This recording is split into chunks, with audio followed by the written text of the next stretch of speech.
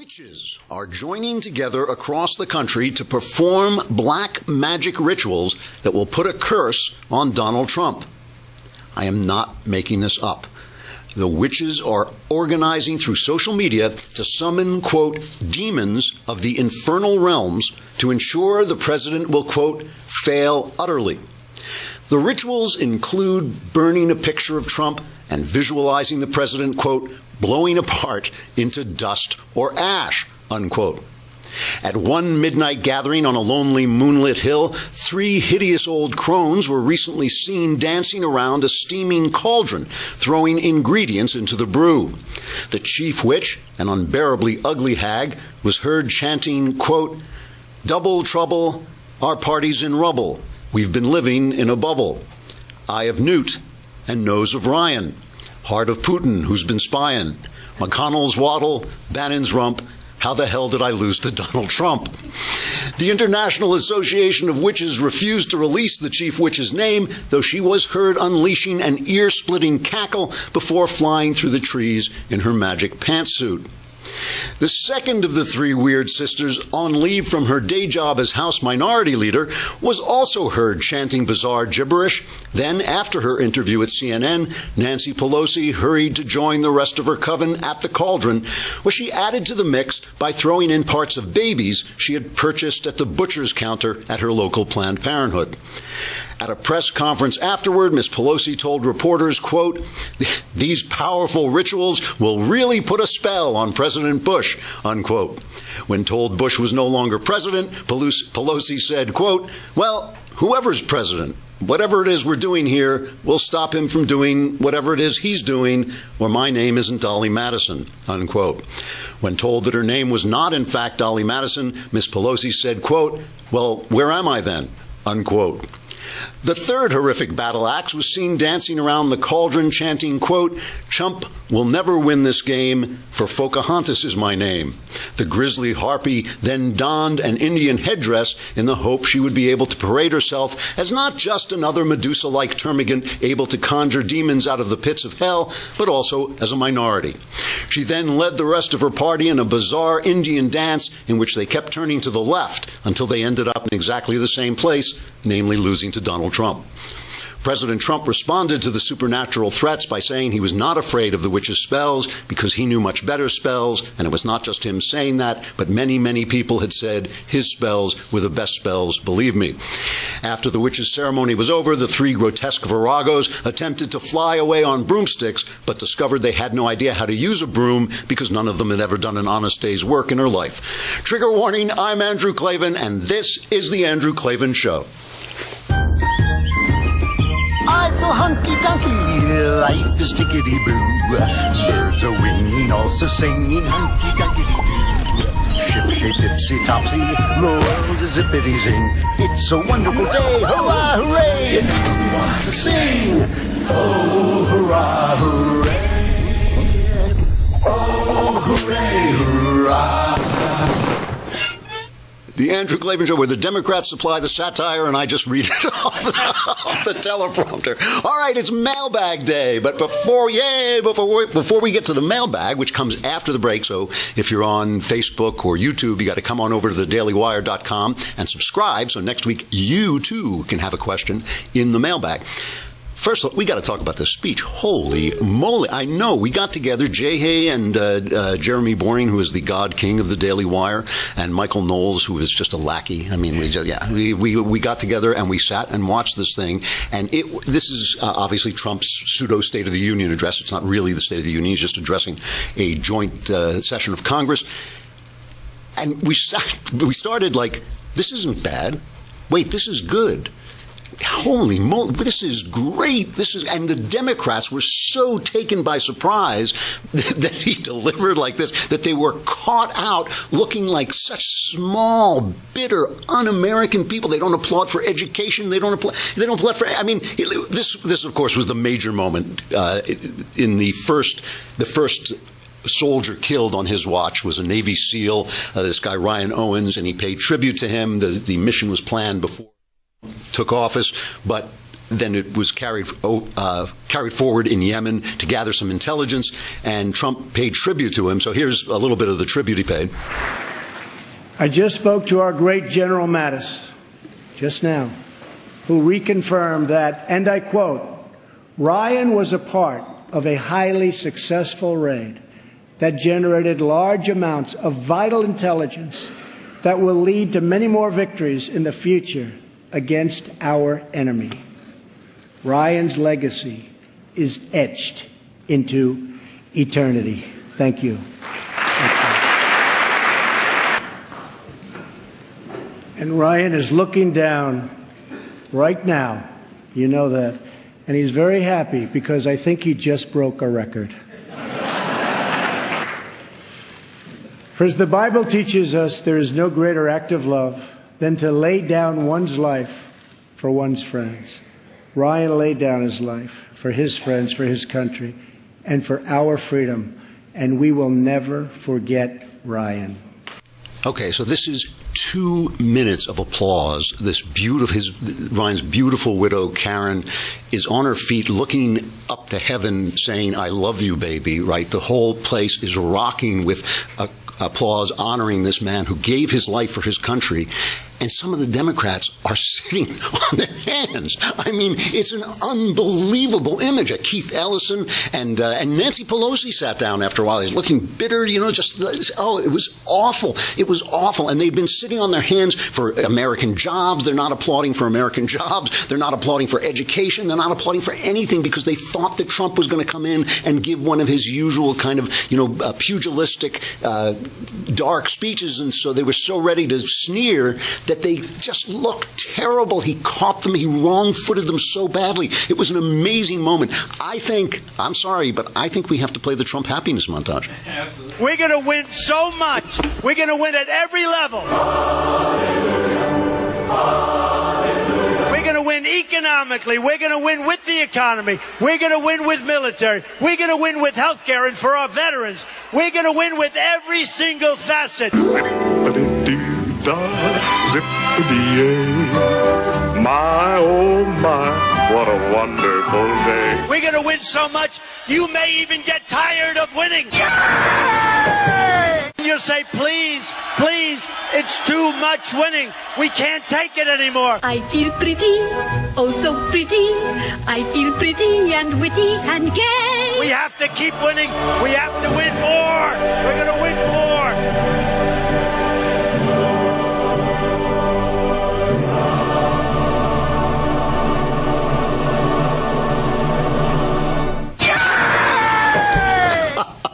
This thing, this was one of the most dramatic political moments I have seen actually in my life. It was so dramatic, and I want to explain why I think this.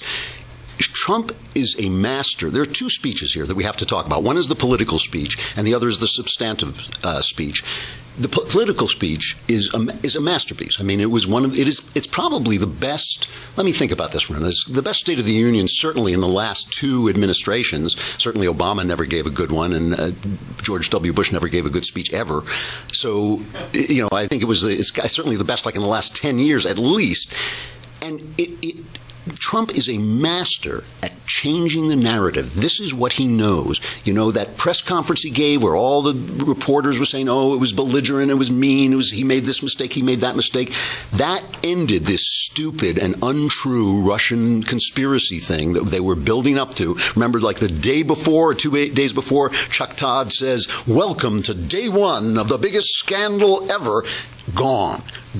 He just took it away. Now the whole thing is this tumultuous. What the mainstream media always do is they report things that may or may not be true, and then they just assume them to be true. So they say there's chaos in the White House. Well, the Trump administration says, no, there's no chaos here. We've made some mistakes. They're going forward. It doesn't seem like chaos to me, but I don't know the truth. I'm not there.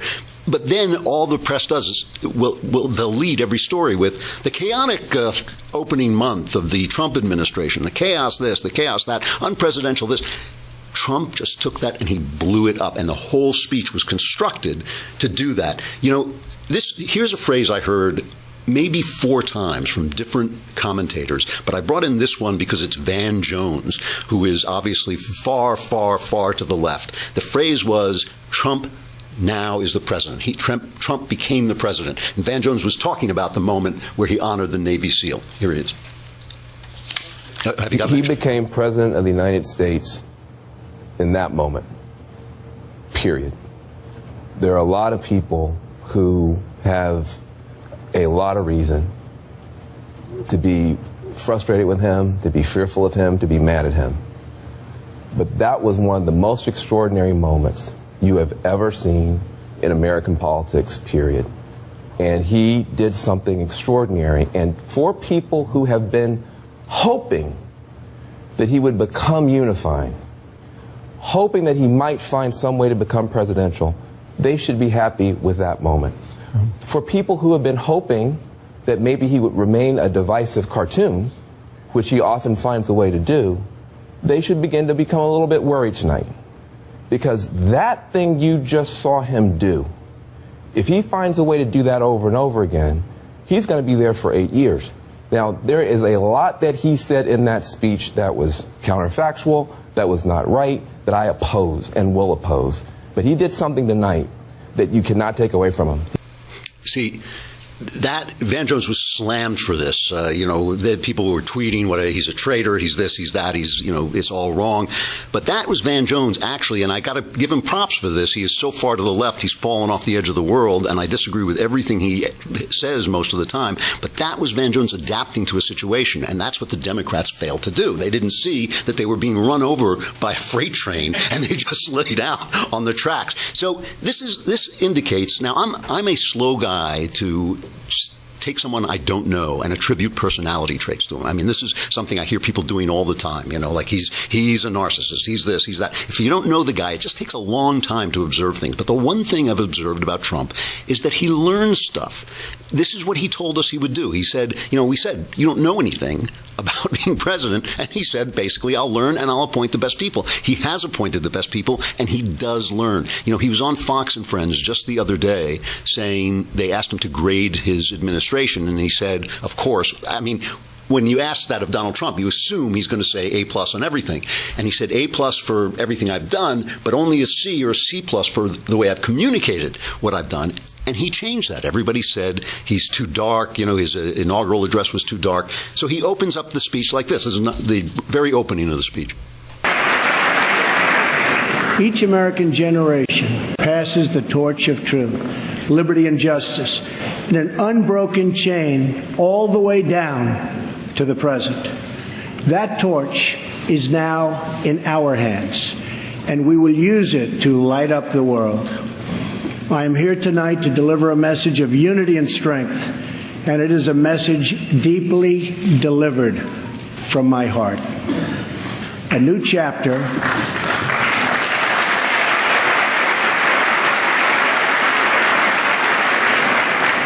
of American greatness is now beginning.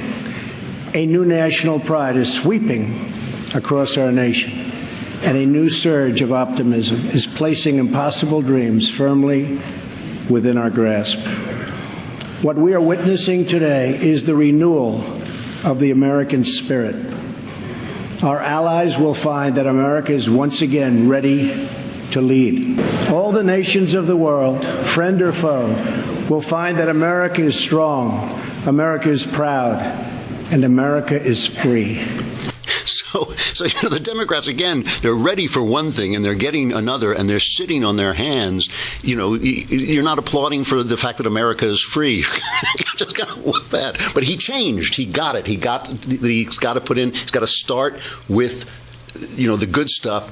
Also, and this is another thing about being the master of narrative, all we've heard, the Democrat talking point that was going around 3 days, was he hasn't accomplished anything. So he started the speech with a list of his accomplishments, all these executive orders. Still, this is him coming to Congress, asking for stuff, and he asked for the stuff that he wants. He starts to talk about the border. And this was really interesting because he kind of has indicated that he will negotiate with the Democrats on this and do something. I've been saying now for 2 years, basically, there's going to be some kind of amnesty. Nobody is going to have mass deportations. It just isn't going to happen. And I think they can either ignore the fact that people are here illegally or give them some kind of path to citizenship. And nobody, even the people who think they want to see mass deportations, really want to see them, because once those come on your TV screen and once you see little children being torn out of their mother's arms, you're not going to like it so much. Nobody's going to like it, and it's going to eat away at his popularity. Hey, I got to stop and say goodbye to Facebook and YouTube, but the mailbag is coming up, so come on over to thedailywire.com and subscribe. Are we still giving away? What are we giving away? The Arroyo? We're giving away the Arroyo. Come on, we'll give you a free movie for the lousy $8 a month. What's wrong with you?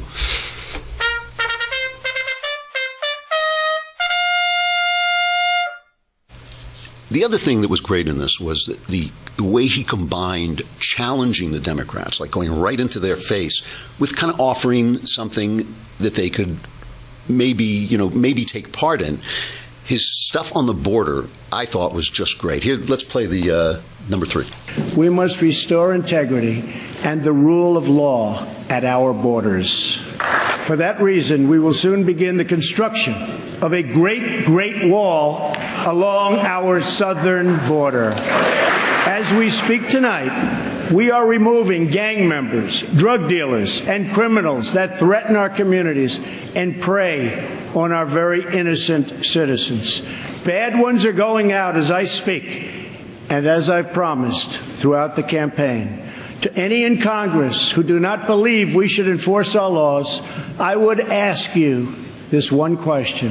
What would you say to the American family that loses their jobs, their income, or their loved one because America refused to uphold its laws and defend its borders?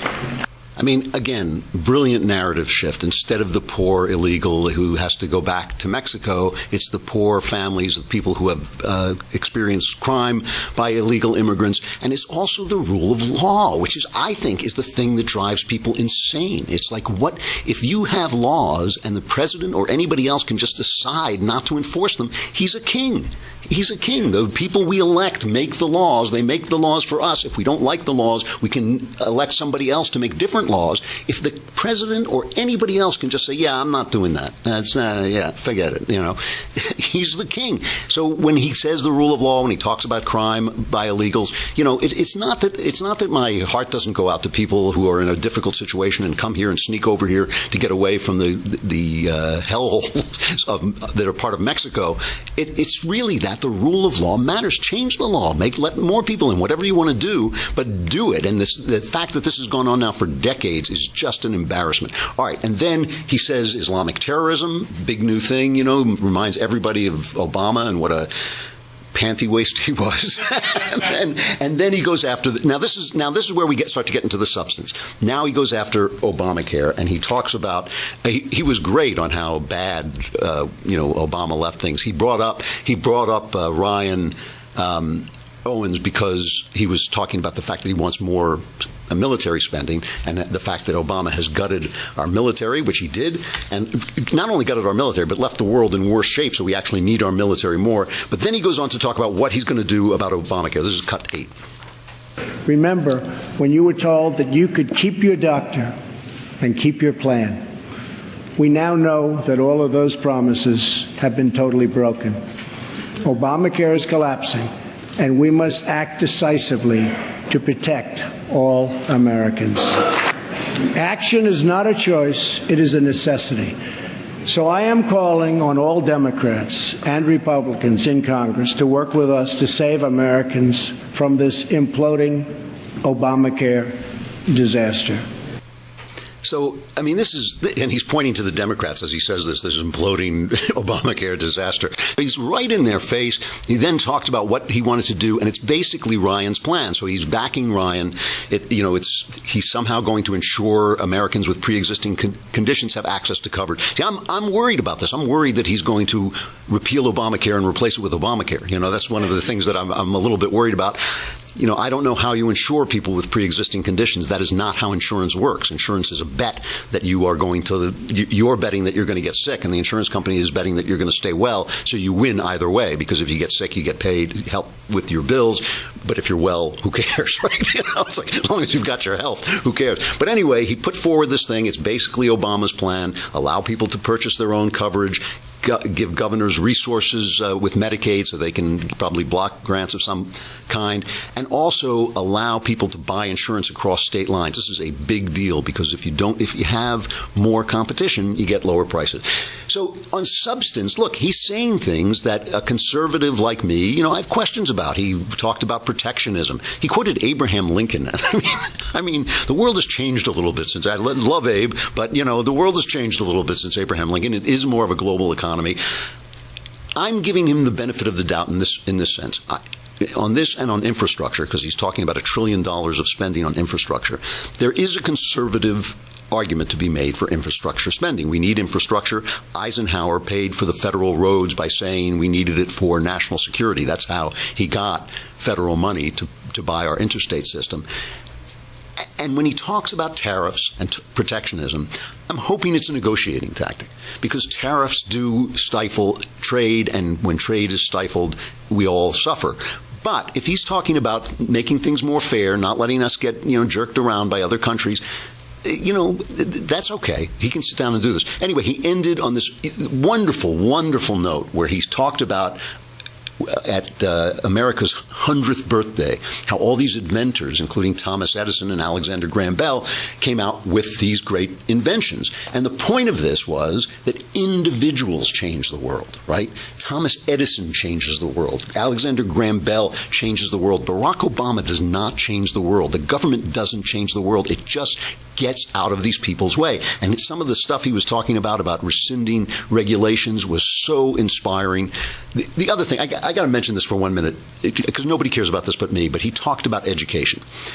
And this, well, play this. He talked about education being a civil rights issue. Education is the civil rights issue of our time. I am calling upon members of both parties to pass an education bill that funds school choice for disadvantaged youth, including millions of African American and Latino children. These families should be free to choose the public, private, charter, magnet, religious, or home school that is right for them. See, this is huge, or as he would say, huge. It is enormous because it is what black children need. It's what all children need, but it's what especially poor black children need to get out. And the Democrats, with all their black front men and all their talk about race and all the nonsense that they talk about, they're so indebted to the corrupt teachers unions that they will not do it. And it ain't right. It ain't right that a kid in this situation where he's got everything against him, he's got no dad, he's got drugs, he's got crime, he's got nothing, can't get into a good school because the teachers union has to be served. And that's the Democrats, and that's why I despise them. That is one of the major reasons why I went from the left to the right, because all that talk, and these poor kids are left out there with nothing. And that's why they're fighting Betsy DeVos so hard. And that's why that, to me, is a thrilling moment, even though nobody noticed it but me. It was a thrilling moment. Anyway, to get back to his conclusion, he talked about all these inventors who changed things, and the point was that they're not government people. When the government tried to create an airplane, it couldn't do it. It took two bicycle guys from Ohio, the Wright brothers, to build an airplane. And he knows that, and that's why he's talking about taking off the kind of regulations from the FDA, which holds up important drugs. They test drugs that can save people's lives, saying, well, we've got to test them to make sure they're safe. And the people who would take them are dying. The people are dying. What difference does it make if they're safe? Let them test them. Let them try. It's called the right to try. This is his wind-up. This is the final, as he's coming to the end. Think of the marvels we can achieve if we simply set free the dreams of our people. Cures to the illnesses that have always plagued us are not too much to hope. American footprints on distant worlds are not too big a dream. Millions lifted from welfare to work is not too much to expect. And streets where mothers are safe from fear, schools where children learn in peace, and jobs where Americans. When we have all of this, we will have made America greater than ever before. For all Americans, this is our vision. This is our mission. But we can only get there together. We are one people with one destiny. We all bleed the same blood. We all salute the same great American flag, and we all are made by the same God. I mean, it was a great speech. It was a great speech, and he did it well, and he restrained himself. He's not a great speaker. He's not a great public speaker, but he did it well, stuck to the script. It really was something else. And then the Democrats, here's the Democrat response.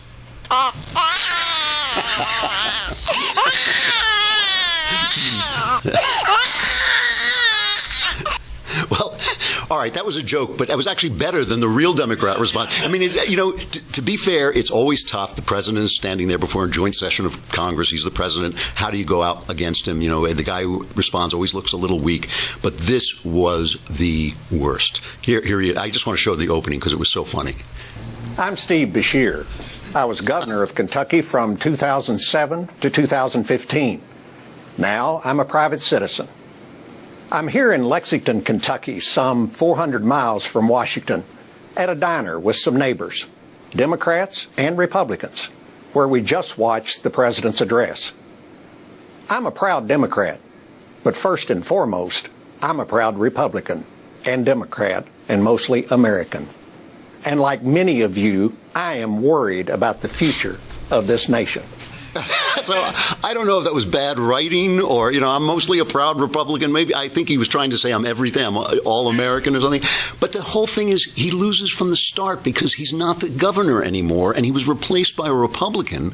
So it's like they can't even bring out a guy. They're so busy like sitting on their hands while we honor our fallen military heroes that they don't even have the guts to do it. They took Marco Rubio to pieces for drinking water, but they're not taking the Democrats to pieces for the fact that they didn't even have the guts. Nobody in office had the guts to show up and answer Trump. An amazing, amazing day. One of the most dramatic turnarounds I've seen. I think it's going to have a big effect. Look, Trump can blow himself up tomorrow. He can do something really stupid tomorrow. But if he's learning as much as he seems to be learning, he could really have turned things around. It was really an amazing, amazing day. All right, the mailbag.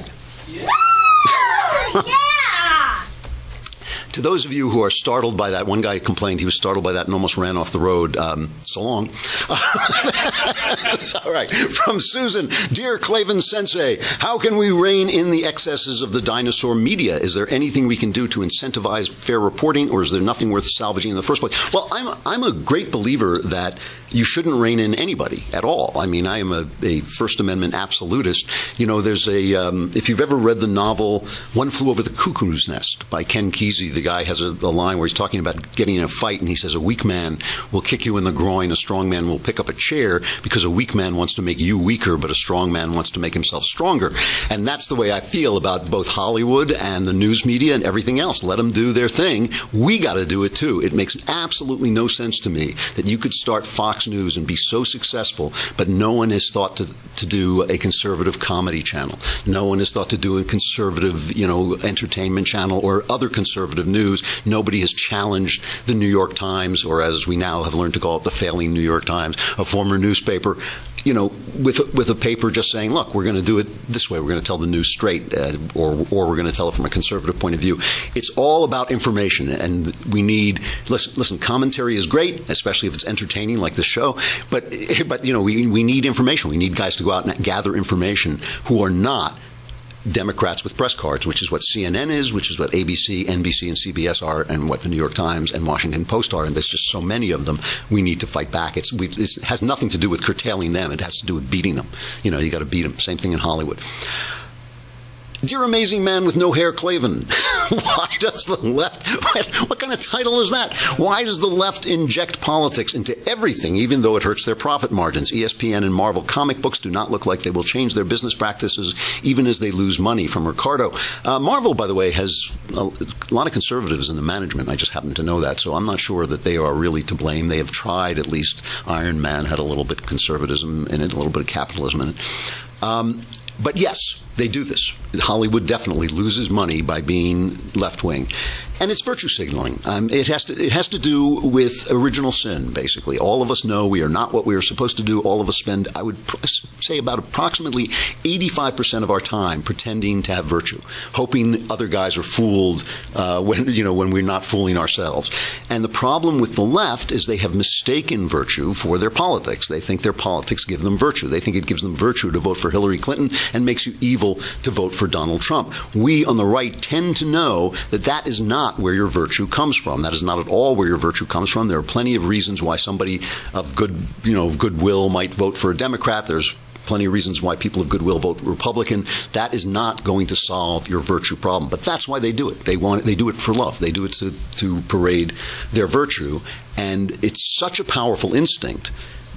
It's such a powerful instinct that they will cost themselves money to do it. And it's an amazing, amazing thing. But that's the power of original sin. Once you acknowledge original sin and once you acknowledge you have to do something about it, you stop. You stop trying to pretend you're virtuous because you know you're not and everybody knows you're not. All right. Hey, Andrew, I'm from Australia, and our society tends to be quite anti-religion. What long-term impacts do you see this having, as I feel we are remaining relatively connected to Christian values? Felix. Well, it takes a long time. It takes at least a generation for the values that are propped up by a system of thought to collapse, and that's one of the problems. The problems with losing your religion, if it's a true religion, is you lose the rationale behind your virtues. So when someone comes to you and says, oh, socialism is nice because then everyone will be equal, you don't know how to argue. You don't know how to argue why it's right for someone to be allowed to strive to be better and have more and earn more. You can't explain that to people, except you can explain it in a systematic, a materialist way. You can say, well, we'll have more money that way. And that's not a very good argument. You really have to know what a human being is before you know what a human being is for, right? I think that's Aristotle who said that, actually. You have to know what something is. You have to know what something is, and you have to know what it's for. And if you lose your religion, especially the Christian religion, and I would go so far as to say the Judeo-Christian religions, that if you lose that, you lose the Western vision of what a man is, and you don't know anymore why he should be free, even if the things that he says offend somebody. So when you go into schools in America, and they say, well, you can't say that because it offends me. And you say, my freedom is more important than whether you're offended. They don't know why, because they have lost their religion. So it really is important. I personally believe that we are on the verge of a revival at the intellectual level that will trickle down to the rest of us. I really do believe this. When you look at the statistics, people who go to church tend to be smarter, tend to earn more, tend to be, it's the people it's the smarter people now. It used to be the idea was that if you were smart, you didn't go to church, and if you went to church, you were some kind of dumb hick who hated everybody and was just being judgmental. That's not what the stats show. The stats show that smarter people are going to church. The philosophy of relativism that has dominated intellectual life makes no sense. And that takes a generation to figure out too. And once they break through the blacklists in academia, people are going to say, you know what, some of this Christianity stuff makes sense. Maybe it's not going to look like uneducated Christianity. Maybe it'll look a little different or have different rationales behind it. But I really do believe there's going to be a revival. I believe it's on the way. It's happening already, but it's happening in the intellectual stratosphere, and it hasn't trickled down into the popular world yet. But it will. I do believe that. From Julio, dear Kingpin Klavan, that's closer.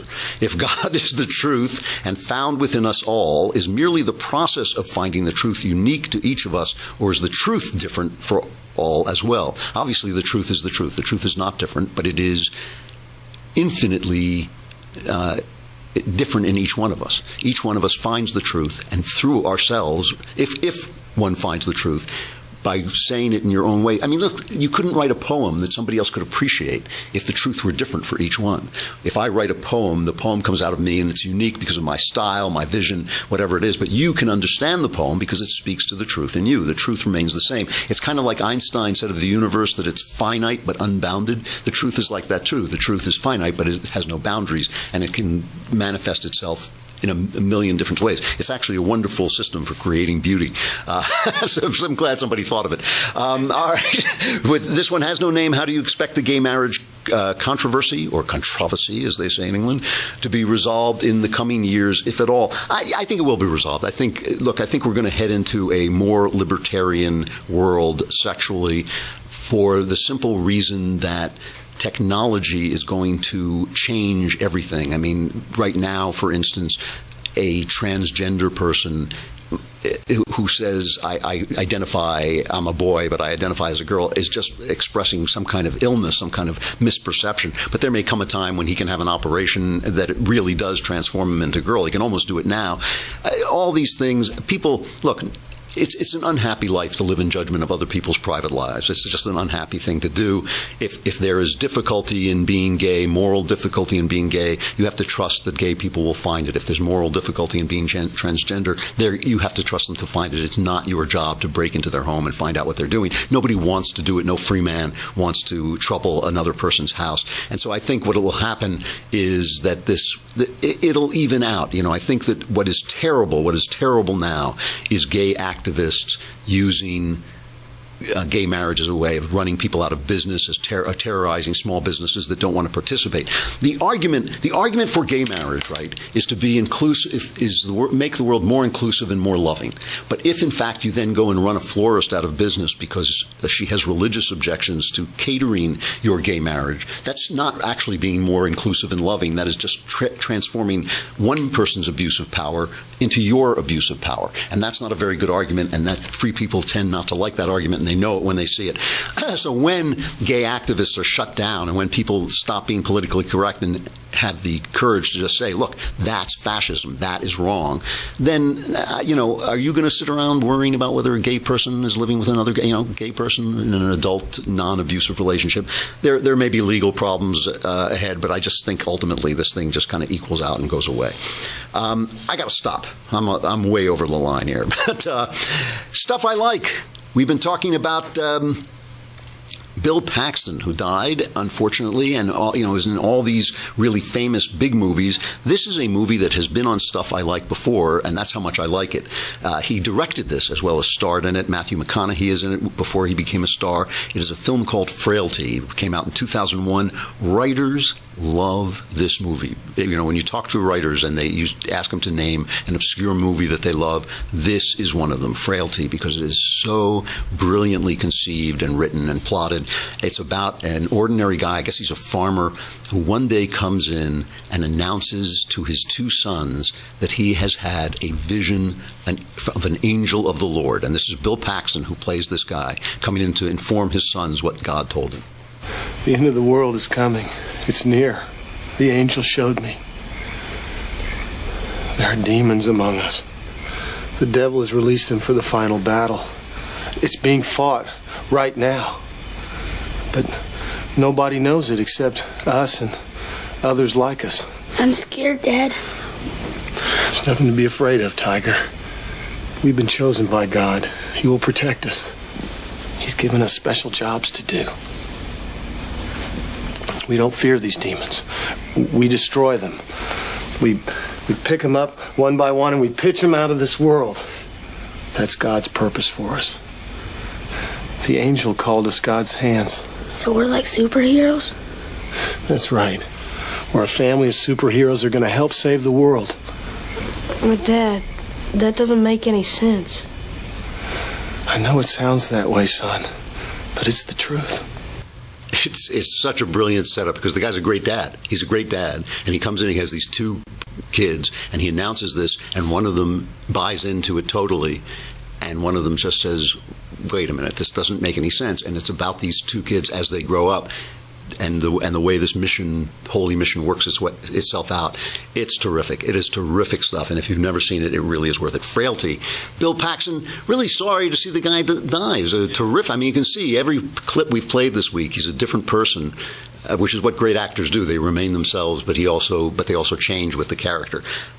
Terrific movie, Frailty. So what do we have? Frailty, The Last Supper, and One False Move. Three very little known Bill Paxton pictures, really worth seeing. All right, really interesting day, but tomorrow will be another, and we will be back. I'm Andrew Klavan. This is the Andrew Klavan.